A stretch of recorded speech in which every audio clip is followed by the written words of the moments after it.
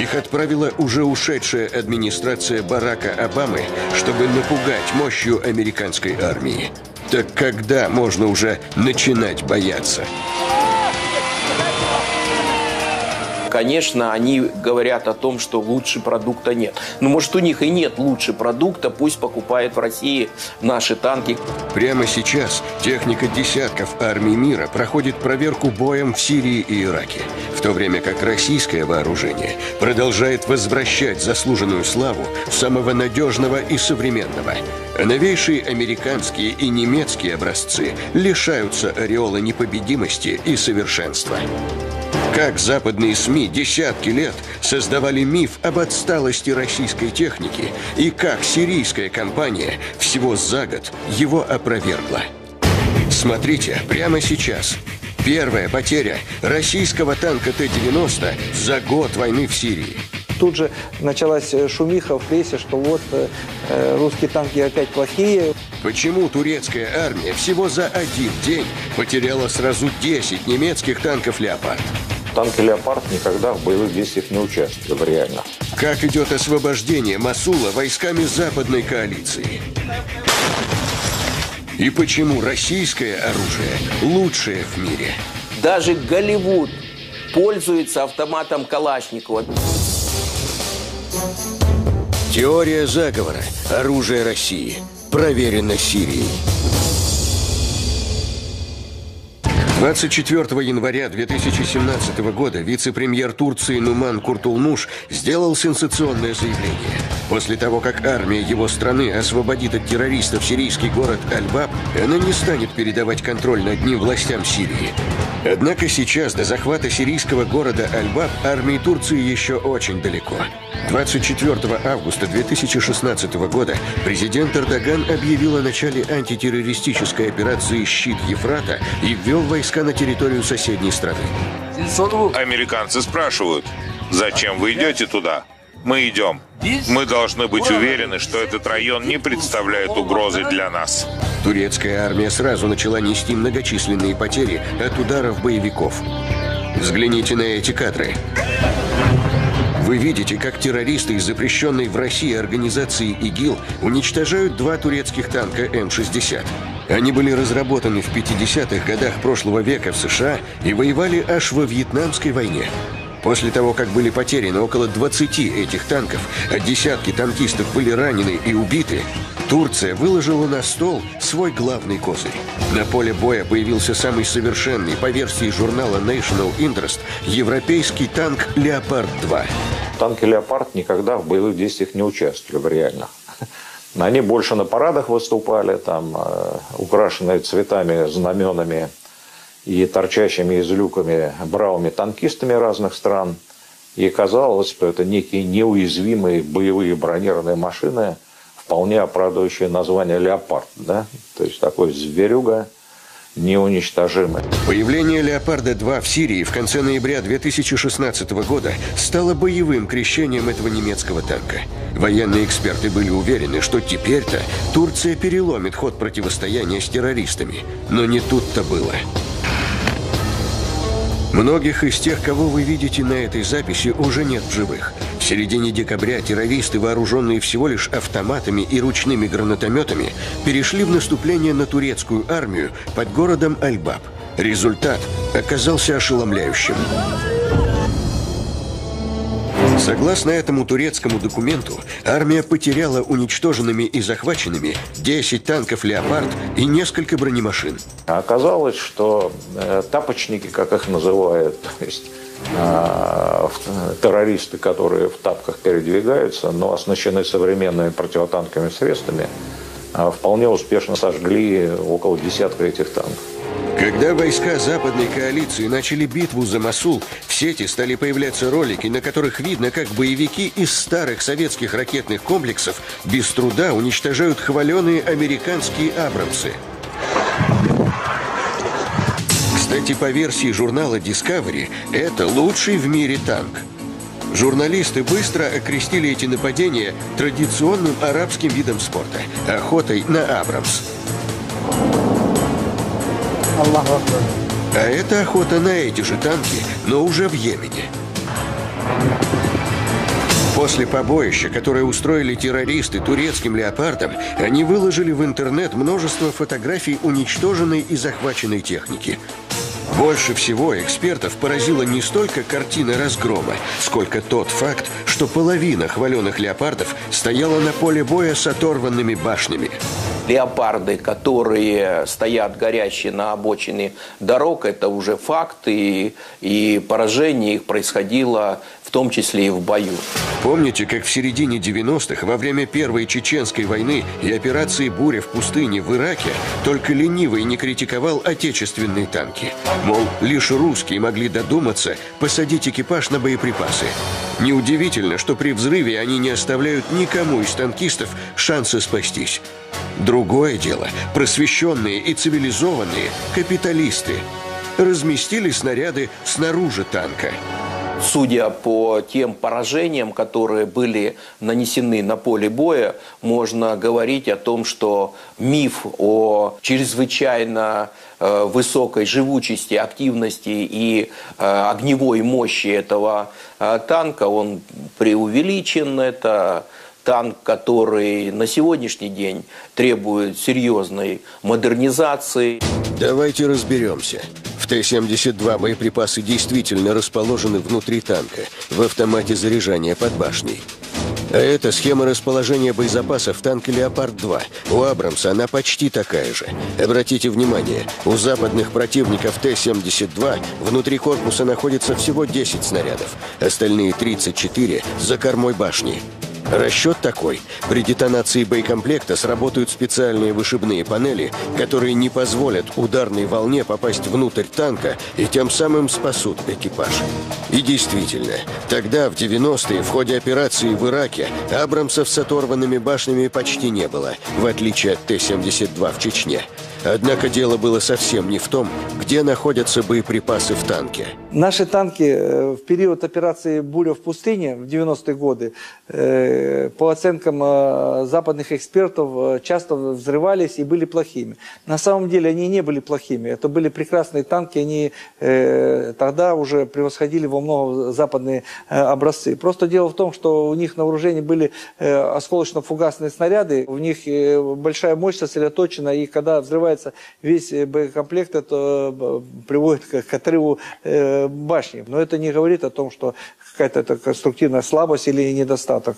Критики российских танков забыли упомянуть одну существенную деталь. В ходе операции «Буря в пустыне» в «Абрамсах» просто нечему было взрываться. Боезапас «Абрамсов» состоял только из бронебойных подкалиберных снарядов из урана, потому что их целью были иракские бронетанковые силы, а не пехота. При детонации эти снаряды не взрываются, а просто выгорают. Бурно, но безопасно для экипажа. Вот и весь фокус. Танк «Абрамс» – это, грубо говоря, некий созданный рекламой военно-промышленным комплексом Соединенных Штатов фетиш. Сейчас ситуация на Ближнем Востоке совсем другая. Главным противником «Абрамсов» стали не танки противника, а легко вооруженная пехота, нередко засевшая в городах и деревнях. В борьбе с ними бронебойные снаряды абсолютно бесполезны, и все больше места в боеукладках стали занимать осколочно-фугасные боеприпасы. Тогда-то у «Абрамсов» и «Леопардов» и начало сносить башни.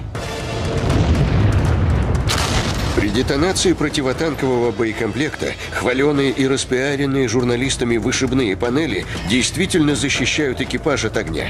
Но если у вас над головой взорвутся 30 осколочно-фугасных снарядов с 60 килограммами взрывчатки, то никакие панели или бронеперегородки вас не спасут.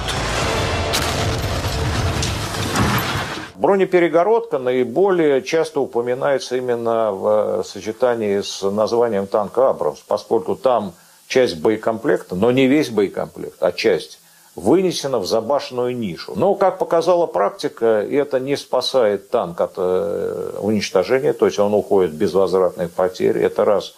Второе, если пробивается корпус, а в корпусе по-прежнему вместе с экипажем расположена часть боекомплекта и топлива, все равно происходит возгорание, а в некоторых случаях и детонация.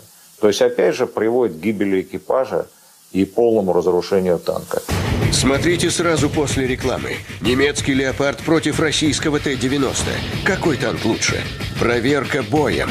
Наши танки воюют и воюют и воюют месяцами, круглосуточно, годами в любых условиях. Как идет освобождение Мосула войсками западной коалиции? Теория заговора. Оружие России. Проверено Сирией. По версии всех западных журналов и по мнению военных специалистов НАТО, американский «Абрамс» и немецкий «Леопард» являются лучшими танками в мире. Российскому Т-90 отводится скромное 4-е место. Но так было до того, как эта техника была проверена сирийской войной. В Сирии были использованы многие образцы вооружения, которые впервые вообще приняли участие в боевых действиях. Ну, например, это стратегический ракетоносец Ту-160, еще советского производства. И это новейший фронтовой бомбардировщик Су-34. Это такие авиационные средства поражения, как крылатые ракеты большой дальности в обычном снаряжении, например, Х-101 или Х-555. Да? Это корректируемые авиационные бомбы. Это управляемые ракеты воздух-поверхность. Это беспилотные летательные аппараты различных типов. Это наземные роботизированные комплексы. 162 образца вооружения и техники прошли через Сирию. Многие видели эти кадры. Американская противотанковая ракета «Тоу» попадает в Т-90. Сирийский экипаж допустил ошибку, которая могла стоить ему жизни. Он оставил люки танка открытыми. Через них ударная волна от взрыва 6 килограммов взрывчатки ракеты «Тоу» попала внутрь танка. Экипаж получил контузию, покинул боевую машину, но остался жив. Эксперты уверены, если бы это был не Т-90, а «Леопард» или «Абрамс», танк был бы уничтожен.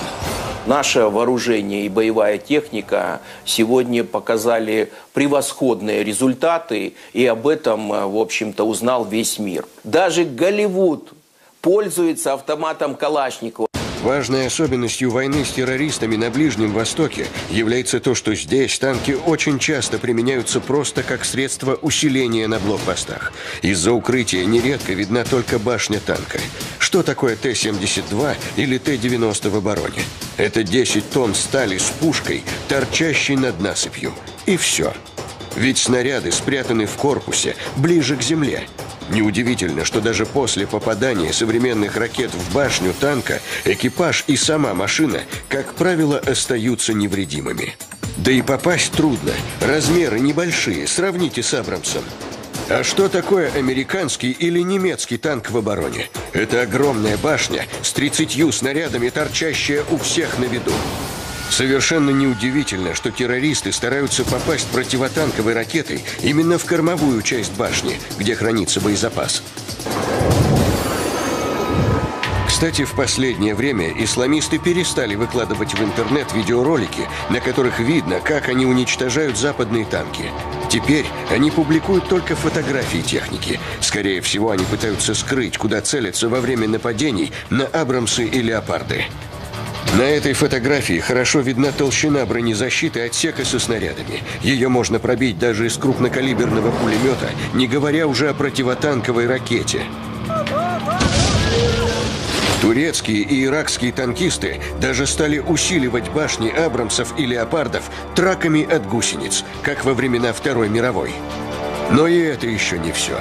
Вы удивитесь, но в Европе осталась всего одна линия по производству немецкого танка «Леопард». И находится она, вы не поверите, в Греции. Взгляните на эти неприятные кадры. Это первый российский танк Т-90, который смогли уничтожить террористы в Сирии. Первый больше, чем за год войны. Все предыдущие атаки на Т-90 закончились ничем. Я даже не могу вам назвать любой другой образец вот таких танков или тяжелой бронетехники, который мог бы в таких условиях воевать годами. Наши танки воюют и воюют и воюют месяцами, круглосуточно, годами в любых условиях местности и погоды. Для сравнения, только в одном бою турецкая армия потеряла 10 якобы суперсовременных немецких «Леопардов». Давайте подробнее ознакомимся с обстоятельствами, при которых сгорел наш Т-90. По информации сирийских источников, этот танк находился в распоряжении солдат из афганской бригады Фатимиюн, воюющей на стороне Башара Асада. Вот он же, когда еще был целым. Бойцы пошли в атаку к юго-востоку от Алеппо. В этом месте террористы уже давно не применяли противотанковые ракеты, поэтому система «Штора», предназначенная специально для борьбы с ними, не была включена. Первая ракета попала в верхнюю часть башни и вывела из строя приборы наблюдения и пулемет. Вторая пришла в борт и контузила механика-водителя. Экипаж покинул машину. Лишь через 2 часа огонь через открытые люки попал внутрь танка, достиг боеприпасов, и он взорвался. Тут же началась шумиха в прессе, что вот русские танки опять плохие. Вот. Но на самом деле, если разобраться, там был сирийский экипаж, и этот танк, он просто вышел за тот район, где он должен был действовать. Танк не может один действовать. И здесь просто произошла ошибка. В Сирии продолжаются ожесточенные бои с террористами. А как продвигаются дела у западной коалиции по освобождению города Мосул, или, как его называют журналисты, иракского Алеппо? Иракский Мосул штурмуют около 70 тысяч солдат. Им противостояли примерно 8 тысяч боевиков. По информации из открытых источников, за ликвидацию одного террориста иракская армия платит жизнями 6-7 своих солдат. Основная причина потерь – атаки смертников. Применение противотанковых комплексов. А на этой записи видно, как террористы сбрасывают бомбу с беспилотника прямо в центр группы иракских солдат. Неудивительно, что при широком использовании боевиками тактики нападений из засад иракская армия несет огромные потери. Общее число убитых и раненых солдат за 3 месяца штурма Мосула западные журналисты оценивают примерно в 20 тысяч человек. Число уничтоженных террористов – около 3000. То есть никакая якобы суперсовременная западная техника не может помочь в борьбе с фанатиками, вооруженными легким стрелковым оружием. Врага приходится просто заваливать пехотой. Террористы, они по сути своей воюют против мирного населения. Им достаточно мачете или кухонного ножа, чтобы отрезать головы и тем самым устрашать население, держать их в повиновении. Их сила в том, что они пытаются и постоянно прячутся за живой щит мирных жителей. Прямо сейчас в Сирии и Ираке в жесточайших боях выясняется, чья техника лучше всего помогает солдатам бороться с террористами. Российский Т-90 эту проверку прошел успешно. В конце января было объявлено о завершении разработки новой версии этой машины – Т-90М. Но главная роль в танковых войсках нашей страны в будущем будет принадлежать принципиально новым танкам – Т-14 «Армата». Впервые за 100 лет, с 1917 года, в мире появился танк с абсолютно новой, принципиально другой компоновкой. Там экипаж отделен от боеприпасов, и поэтому для танка и для экипажа даже в случае пробития брони шансов выжить и сохранить боеспособность на порядок, если не на 2 порядка выше, чем в танкосуществующей компоновке. То есть мы впервые за 100 лет сделали новую компоновку, и сейчас именно российские «Армата» определяет тренд мирового танкостроения не только на завтрашний день, а на несколько десятилетий вперед. У нас появились системы ПВО нового поколения БУК-М3, ТОР-М2, С-300, В-4, С-400. 22 января 2017 года ежедневная британская газета Daily Mail заявила, что в случае военного конфликта с Россией английская армия будет разгромлена всего за 1 день. Такие выводы содержатся в докладе экспертного центра при Министерстве обороны Великобритании. К слову, многие мировые эксперты едины во мнении, что не только российские танки, но и системы ПВО и самолеты являются лучшими в мире. Очевидно, что у России нет и никогда не было планов начинать военный конфликт с Англией. Но любой наш противник из стран НАТО должен знать, что в военном столкновении с нами у него шансов нет. После того, как в Сирии были наглядно продемонстрированы возможности нашей техники, все меньше остается желания ссориться с нашей страной у остальных потенциальных агрессоров.